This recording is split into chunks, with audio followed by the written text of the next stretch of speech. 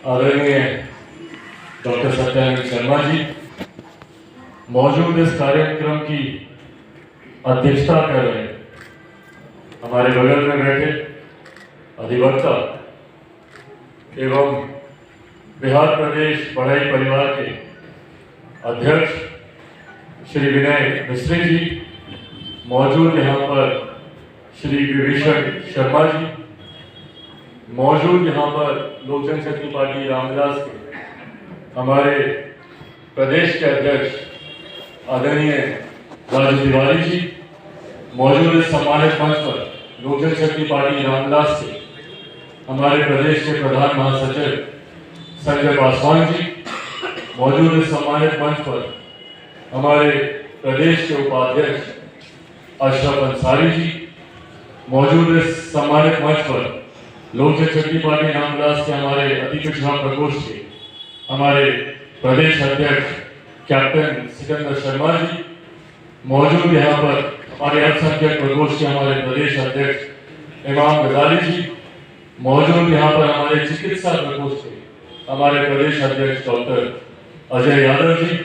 मौजूद इस सम्मानित मंच पर हमारे प्रदेश के महासचिव रंजन सिंह जी, मौजूद यहाँ पर हमारे प्रदेश के महासचिव विवेकानंद जी, मौजूद यहाँ पर गजेंद्र माझी जी, मौजूद यहाँ पर आदरणीय कचहरी पासवान जी, मौजूद यहाँ पर हमारे मजदूर प्रकोष्ठ लेबर प्रकोष्ठ के हमारे प्रदेश अध्यक्ष राम प्रवेश यादव जी, मौजूद इस कार्यक्रम में मुख्य अतिथि के तौर पर राम भरोस शर्मा जी, मौजूद यहाँ पर विनोद शर्मा जी, मौजूद यहाँ पर मुकुल आनंद जी, मौजूद इस कार्यक्रम में शशि भूषण शर्मा जी, मौजूद यहाँ पर यूपी शर्मा जी, मौजूद इस कार्यक्रम में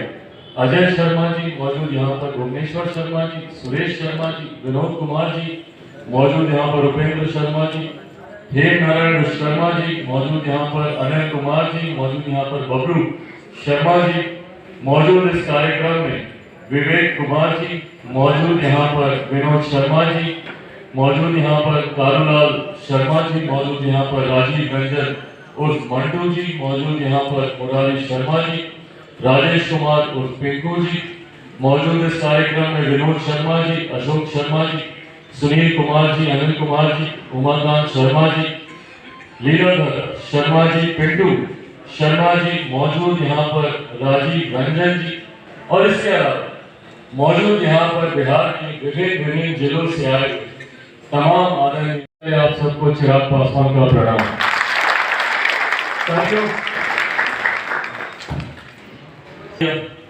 ये मौका दे आप लोगों के बीच आकर आप लोगों के बारे में लोक जनशक्ति पार्टी रामविलास, हमारे नेता मेरे पिता आदरणीय रामविलास पासवान जी, हमारी पार्टी के तमाम वरिष्ठ नेता, हमारी पार्टी का सिद्धांत, हमारी पार्टी का संविधान क्या सोच रखता है विश्वकर्मा समाज को लेकर, आप सबको लेकर। ये मौका आप लोगों ने मुझे दिया कि आज इस मंच के माध्यम से इन बातों को आप सबके साथ मैं साझा करूं, और आप सबके माध्यम से यकीनन ये बात हर एक गांव, हर एक घर, संभवतः हर एक व्यक्ति तक जानी चाहिए,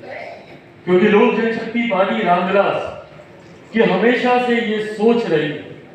मेरे नेता आदरणीय रामविलास पासवान जी की ये सोच रही है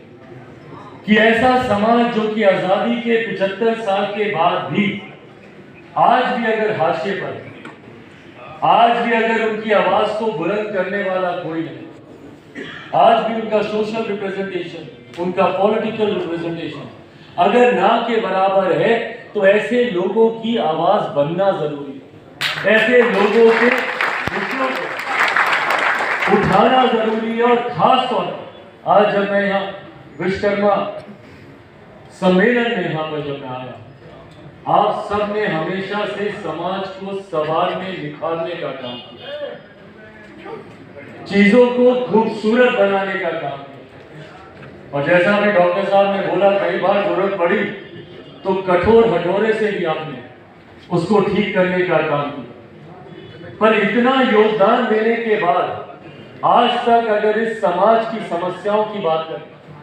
या इस समाज से जुड़े हुए विषयों की बात करें, या इसके प्रतिनिधित्व की बात करें, तो आजादी के 75 साल के बाद भी ना के बराबर। और इस समाज का जो लोग बड़े पदों पर प्रतिनिधित्व कर भी चुके हैं, उनको भी धीरे धीरे समय के साथ कैसे भुला दिया गया, ये अपने में दर्शाता है। ये अपने में दर्शाता है कि समाज के साथ अन्याय हुआ है। जो उचित सम्मान के हकदार आप लोग रहे, भाई हम लोग 80 के दशक की बात कर रहे हैं, जब ज्ञानी जैल सिंह जी देश के राष्ट्रपति रहे, और 80 का वो दशक कोई सामान्य दशक नहीं था। इमरजेंसी के दौर से सरकारें निकली, एक ऐसी सरकार बनी थी जिसमें लोगों को लेकर अभी भी एक अविश्वास का माहौल था। ऐसे समय में ज्ञानी जैल सिंह जी ने जिस तरीके से देश के सर्वोच्च पद पर बैठे महामहिम के रूप में उन्होंने देश को संभालने का काम किया, ये कोई मामूली व्यक्तित्व वाला व्यक्ति नहीं कर सकता। समाज को ये लेकर आगे बढ़े, अपने समाज से नए नए चेहरों को इन्होंने आगे लाने का काम किया, नए नए व्यक्तित्व को आगे लाने का काम किया। और इस समाज को, जैसा इन्होंने कहा, और मैं भी मानता हूं भैया, मैं भी 21वीं सदी का पढ़ा लिखा युवा हूं, मैं भी जात पात धर्म मजहब में विश्वास नहीं रखता, जाति की राजनीति में मैं भी विश्वास नहीं रखता, पर हाँ जमात की लड़ाई लड़ने की जरूरत है हम लोग। और एक ऐसी जमात जिसको धीरे धीरे उसकी विभिन्न जातियों को हाशिए पर पहुंचाने का काम किया जाए। लाहौर समाज के लोग आज भी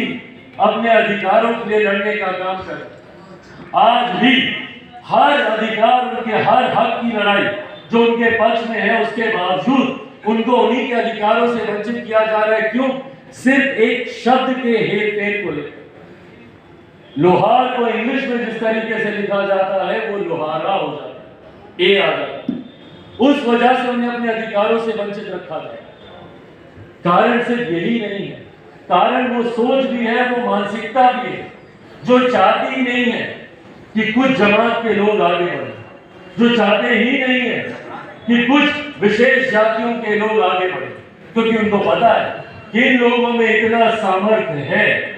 इन लोगों में इतना सामर्थ्य है कि अगर एक बार ये लोग आगे आ गए तो अपने सामर्थ्य से ना सिर्फ अपने समाज को बल्कि पूरे प्रदेश को, पूरे देश को आगे लेकर जाने की ये लोग ताकत करते हैं। इस बात से डर लगता है।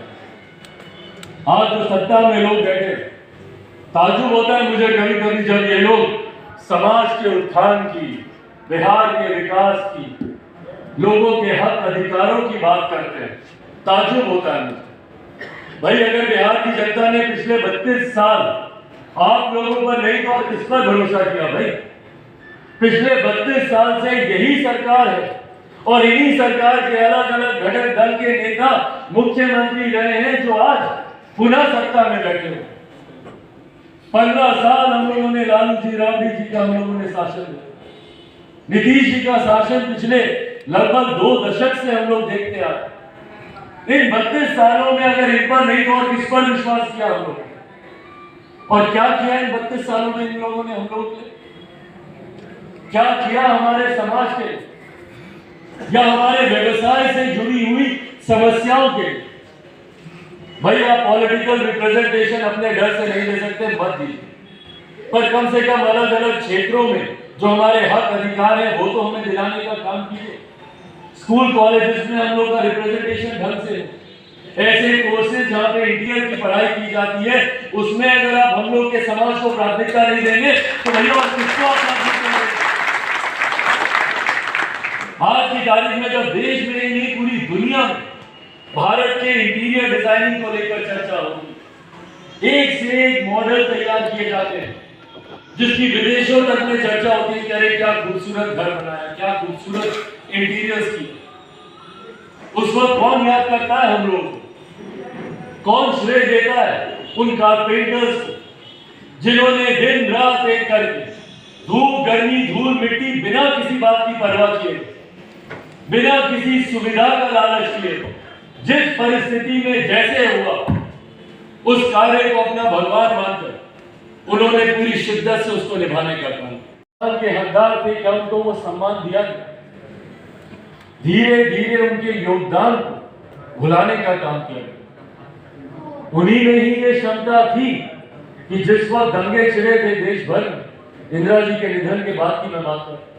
उन्हीं में ही ये क्षमता थी कि उन्होंने जिस तरीके से देश को संभालने का उन्होंने काम किया, और ये काम ये समाज का हर आदमी, हर व्यक्ति निरंतरता में करता है, और इसको कोई, इस योगदान को कोई झुटला नहीं सकता, इस योगदान को कोई नहीं झुटला सकता। पर अब इसको आप लोगों की अच्छाई बोलने या दूसरों की कमजोरी बोलने, आज भी इस समाज के इतने बड़े योगदान के बावजूद, और जब मैं योगदान की बात कर रहा हूं, मैं हर तरीके की योगदान की बात कर रहा हूं, मुझे नहीं लगता कि किसी भी घर या किसी भी कमरे की खूबसूरती को बिना आप लोगों के योगदान के पूरा किया जा सकता। तो जब इतनी छोटी छोटी चीजों तक में आप सबका योगदान है, देश को गति देने में आप सबका योगदान, विश्वकर्मा की पूजा करके हम लोग निकलते हैं, जब किसी को विश्वास दिलाना होता है तो विश्वकर्मा पे हाथ रखते हैं, हम लोग उनको विश्वास दिलाने का काम करते हैं। ऐसे जरूरी है कि आप लोगों का भी उचित प्रतिनिधित्व अपने हक, अपने अधिकारों के साथ देश की सत्ता, बिहार की सत्ता में हो, और उसके लिए इस लड़ाई को कोई और नहीं लड़ने वाला। आज इस मंच के माध्यम से ये आग्रह आप सबसे करना है कि इस लड़ाई को हम सबको मिलकर लड़ना है। आज की तारीख में ये चलन बन गया है, ये प्रथा बन गई है भैया, जो अपनी लड़ाई नहीं लड़ता कोई और भी इसकी लड़ाई नहीं लड़ता, और धीरे धीरे लोग उनको भूलने लग जाते हैं, उनके अधिकारों की बातों को भूलने लगते हैं, उनके हक को छीनने लगते हैं। मेरे नेता, मेरे पिता ने जब जब उनसे संभव हुआ, उन्होंने न सिर्फ इस समाज को प्रतिनिधित्व देने का काम किया, बल्कि हर क्षेत्र में उनकी लड़ाई लड़ने का काम किया। मुझे भी जब ये मौका मिला, डॉक्टर सत्यानंद जी इस बात का जिक्र कर रहे थे। हमसे जुड़े रहने के लिए हमारे YouTube चैनल को सब्सक्राइब करें और नई वीडियो की नोटिफिकेशन